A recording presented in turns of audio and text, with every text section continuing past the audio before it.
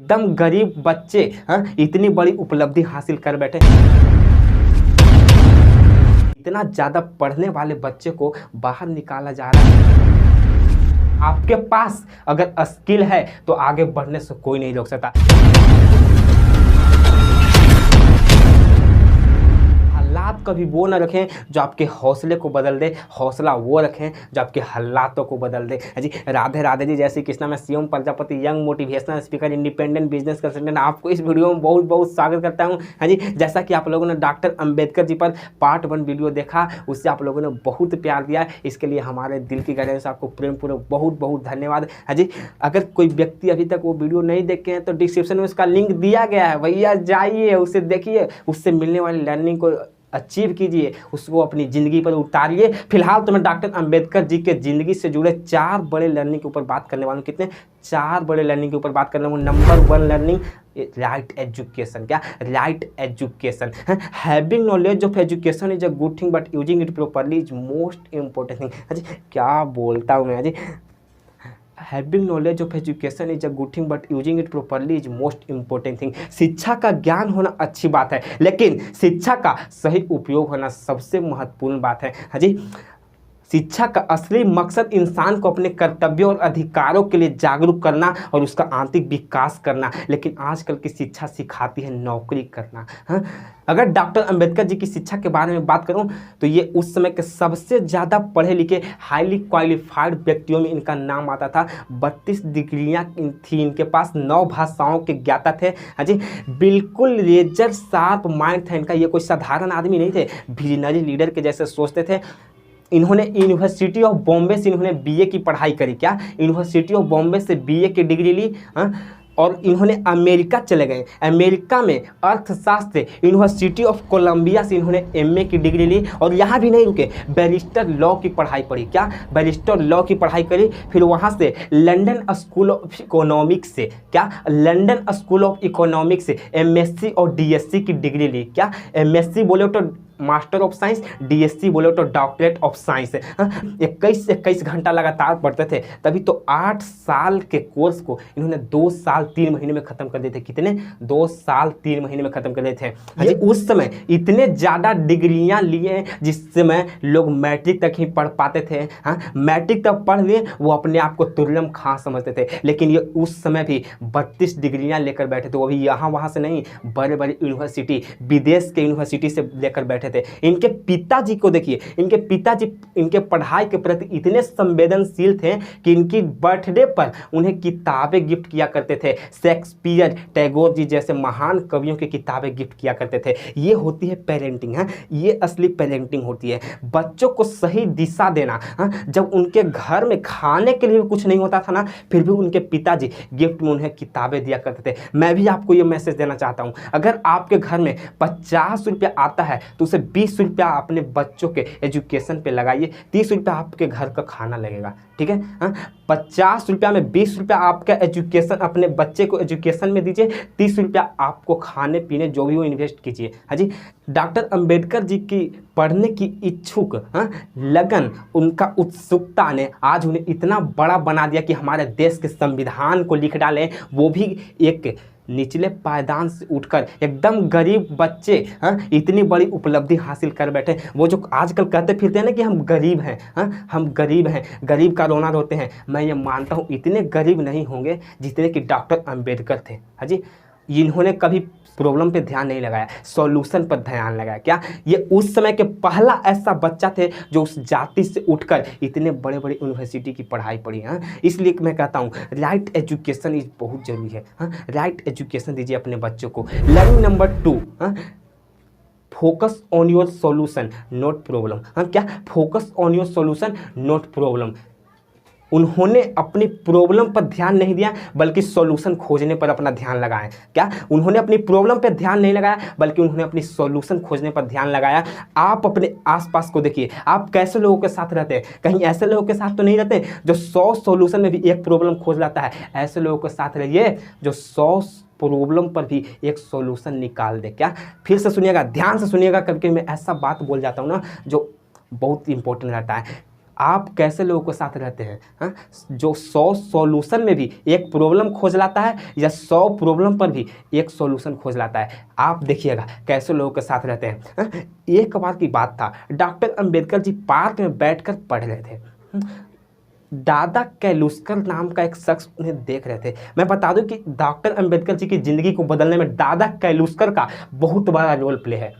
बहुत बड़ा हाथ है उनकी ज़िंदगी को बदलने में। एक बार डॉक्टर अंबेडकर जी पार्क में बैठे पढ़ रहे थे, पूरा डेडिकेशन फोकस के साथ पढ़ रहे थे या मज़े में पढ़ रहे थे। दादा कैलुस्कर बहुत देर नोटिस करते करते उन्होंने देख रहे थे कि बच्चा पढ़ रहा है, इतना इन्वायरमेंट, मतलब यहाँ पे सामाजिक स्थल है, इधर से भी आवाज़ आ रहा है, इधर से भी तोड़ो पो पा, मतलब बच्चे खेल रहे हैं, फिर भी ये डेडिकेशन के साथ पढ़ रहा है। इन्हें रहा नहीं गया, उन्होंने जाकर पूछा, क्यों भाई, हाँ तुम यहाँ पे क्यों पढ़ रहे हो? लाइब्रेरी में, स्कूल की लाइब्रेरी में क्यों नहीं पढ़ने जाते? हाँ जी, बड़ी सरल आवाज़ में उन्होंने कहा, डॉक्टर अंबेडकर जी ने कहा कि सर, मैं निचली जाति का हूँ ना, मैं महान जाति का हूँ ना, इसलिए मुझे स्कूल की लाइब्रेरी में बैठने नहीं दिया जाता है, मुझे लाइब्रेरी ने बाहर निकाल दिया। बोला, जा, तेरे लिए ये नहीं है, तेरे जैसे नीच जाति के लिए ये बिल्कुल नहीं है, बाहर निकाल दिया उन्होंने, इसलिए मैं यहाँ आकर पढ़ रहा हूँ। ये बात उन्हें दिल को छू गया, बहुत चोट लगा कि इतना ज़्यादा पढ़ने वाले बच्चे को बाहर निकाला जा रहा है, वो भी एक जाति के धर्म के नाम पर। उन्होंने बुद्ध की जीवनी पकड़ाई उनके हाथों में और बोला कि ठीक है, तुम पढ़ो, एक बार इसे पढ़कर देखो। वो अपने हाथों से लिखे थे दादा कैलुस्कर, वो जीवनी उन्हें पकड़ाई। अगले दिन जब फिर पार्क में बैठकर पढ़ रहे थे, दादा कैलुस्कर ने उन्हें देखकर सोचे कि ये इतना पढ़ने की इच्छुक है। इन्होंने क्या किया, बड़ौदा के गायकवाड़ सयाजीराव तृतीय के यहाँ इन्हें लेकर गए। वहाँ सयाजीराव तृतीय ने इन्हें स्कॉलरशिप दिया, स्कॉलरशिप मिला और ये अमेरिका जाकर पढ़ने लगे, USA गए। वहाँ इन्होंने 25 रुपया महीना इन्हें दिया गया स्कॉलरशिप। कितना? जी हाँ, सही सुना आपने, 25 रुपया महीना। मैं इस कहानी से आपको क्या समझना चाह रहा हूँ, इन्होंने कभी प्रॉब्लम फोकस नहीं किया कि मुझे लाइब्रेरी में पढ़ने नहीं दिया जाता, मुझे क्लास के बाहर बैठाया जाता है, मेरे साथ इतना भेदभाव किया जाता है। लेकिन इन्होंने प्रॉब्लम पे ध्यान नहीं लगाया, इन्होंने सॉल्यूशन पे ध्यान लगाया। कह रहे मैं जो लाइब्रेरी में पढ़ने नहीं दिया तो क्या हुआ, पार्क खुला है, मैं पार्क में भी पढ़ सकता हूँ भाई।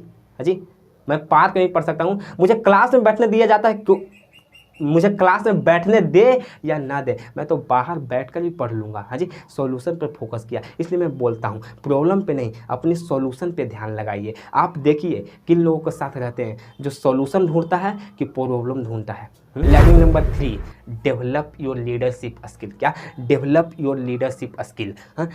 1913 में, चूँकि ये 1913 में USA गए थे, 4 साल का इनका कोर्स था।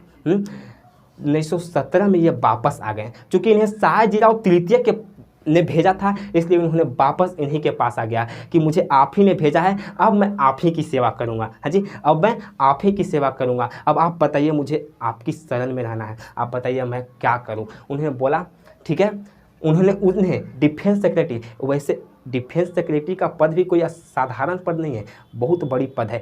इन्हें सेना का सचिव तो बना दिया गया था, लेकिन इनकी जात भी, इनकी दलित जाति भी कहाँ पीछा छोड़ गई थी। उस पियोन तक फाइल दूर से फेंक कर देता था। तू इस कुर्सी पर बैठ गया तो क्या हुआ, है तो तू दलित जाति ही ना, है तो तू महार जाति ही ना। वहाँ कोई भी इन्हें किराए पर रहने का मकान नहीं देता था। कई रातें इन्होंने बाहर सड़कों पर, स्टेशनों पर गुजारे थे। ये बात उनके माइंड में बैठ गया। हाँ जी, तब उन्हें समझ में आया कि इतनी बड़ी बड़ी डिग्रियां इस कोई काम की नहीं। उन्हें खुद पर शर्मिंदा लग रहा था, इतने बड़े पद पर होकर भी हम लोगों की उसकी हक नहीं दिला पा रहे हैं। इतना ज़्यादा डिग्रियां होने के बावजूद भी मैं लोगों का हक नहीं दिला पा रहा हूं। वो हमारे जैसे कई ऐसे महार जाति के लोगों के साथ ऐसा दुर्व्यवहार किया जाता होगा। इन्होंने वो नौकरी छोड़ दी, वहीं के वहीं अपना लीडरशिप स्किल को बिल्ड किया। 1918 में मुंबई की यूनिवर्सिटी में इन्होंने पॉलिटिकल इकोनॉमी के प्रोफेसर बन गए। चूँकि ये इकोनॉमी तो पढ़े ही थे, लेकिन वहाँ भी ऊँचे जाति के बच्चों ने इन्हें पढ़ने से इनकार कर दिया। मैं महार जाति के टीचर से नहीं पढ़ूंगा, क्या मैं ऐसे नीच जाति के टीचर से नहीं पढ़ूंगा। तब जाकर वहाँ का वाइस चांसलर ने बोला, 2-3 दिन पढ़कर देख ले, अच्छा लगा तो आप पढ़ना, वरना इन्हें हम बाहर निकाल देंगे। हाँ जी, निकाल देंगे स्कूल से। उन्होंने 1 से 2 दिन में बच्चों को कन्विंस कर लिया, क्या उनका स्किल, हाँ स्किल पे फोकस किया उन्होंने।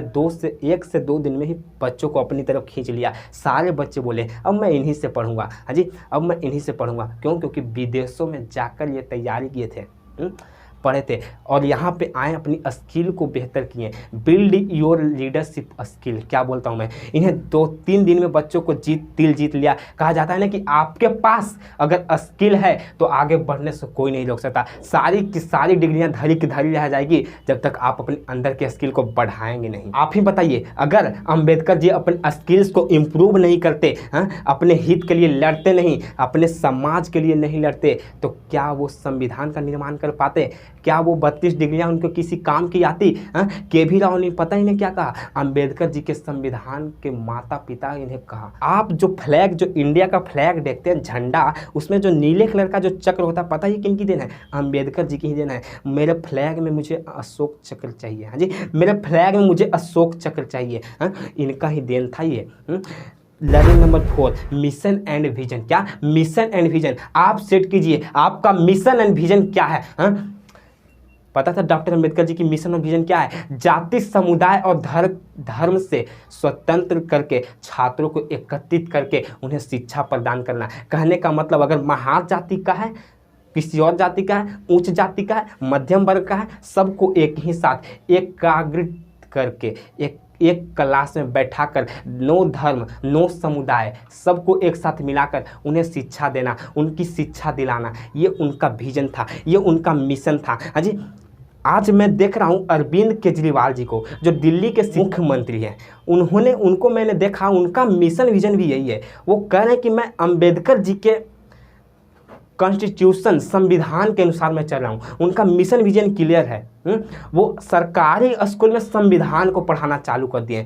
वो भागवत गीता को पढ़ाते हैं। वो बोलते हैं मैं सारा एजुकेशन सिस्टम को संविधान के अनुसार बदल दूंगा, जैसे बाबा चाहते थे वैसा ही कर दूंगा। उनका मिशन विजन क्लियर है। हाँ जी, वैसे ही डॉक्टर विवेक बिंद्रा, जिनको आप जानते होंगे, वो मोटिवेशनल स्पीकर, इंडिया के नंबर 1 एंटरप्रेन्योरियल चैनल है, वो भी, उनका भी मिशन एंड विजन क्लियर है। वो क्या कहते हैं, मैं एक गरीब से गरीब बच्चे को अंबानी, अडानी, डालमिया, जिंगल, टाटा, बिरला के बच्चे के बराबर तो कम से कम खड़ी कर दूं। हाँ जी, मैं उन अमीर बच्चों के बराबर कम से कम एजुकेशन तक तो ला ही दूं।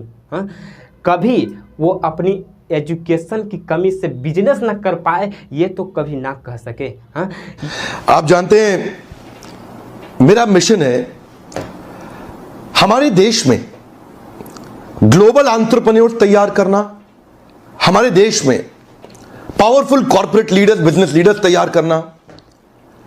आज दुनिया भर की सबसे महंगी business leadership entrepreneurial management MBA की पढ़ाई जो चंद कॉलेजेस की बपौती बन गई है, मैं उसको free online e learning university और यूट्यूब यूनिवर्सिटी जो मैंने बनाई है उसके थ्रू पहुंचाना चाहता हूं।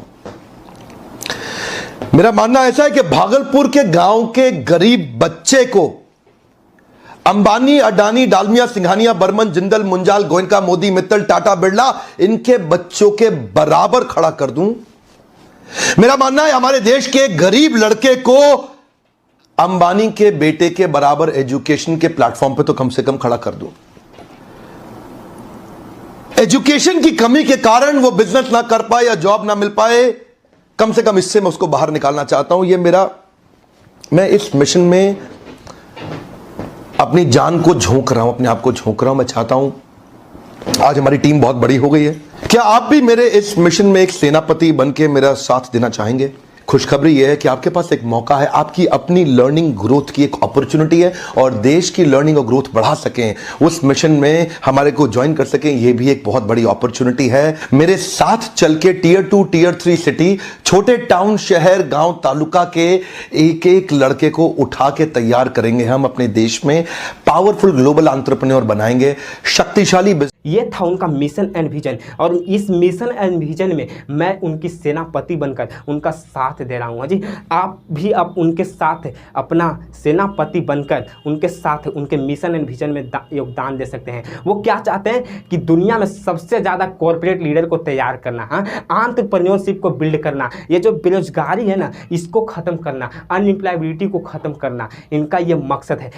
अगर आप भी चाहते हैं कि एजुकेशन सिस्टम बदले, यहाँ की अनएम्प्लॉयबिलिटी को ख़त्म किया जाए, एम्प्लॉयबिलिटी को ख़त्म किया जाए, हाँ जी, तो आप इस वीडियो को उस स्टूडेंट तक जरूर पहुँचाइएगा जो एक एंटरप्रेन्योर बनना चाहते हैं या जिससे इसकी लर्निंग को अपनाकर वो कुछ सीख जाए। अगर आपने भी कुछ सीखा है तो अपने दोस्त तक जरूर शेयर कीजिएगा ताकि वो भी कुछ सीख जाए, अपनी ज़िंदगी में कुछ इम्प्लीमेंट करे। हाँ जी, जितना ज़्यादा इसे लाइक और सब्सक्राइब कीजिएगा उतना ज़्यादा ये फैलेगा। हाँ, ये वीडियो हर एक बच्चे तक पहुंचाइए और कमेंट करके बताइए कि आगे आप किस महापुरुष के बारे में सुनना चाह रहे हैं। हाँ जी, कमेंट करके बताइए किस पे केस स्टडी लेकर आऊँ। हाँ जी, आगे मैं नेक्स्ट वीडियो लाने वाला हूँ बिहार का एजुकेशन सिस्टम और दिल्ली का एजुकेशन सिस्टम, दोनों को कंपेयर करूँगा। बिहार के डिसएडवांटेज और बिहार के एडवांटेज जो एजुकेशन में है उस पर मैं लाऊंगा वीडियो। हाँ, इतने देर से हमें सुनते रहने के लिए, हमारी बातों को फॉलो करने के लिए हमारे दिल की गहराइयों से आपको प्रेम पूर्वक बहुत बहुत धन्यवाद।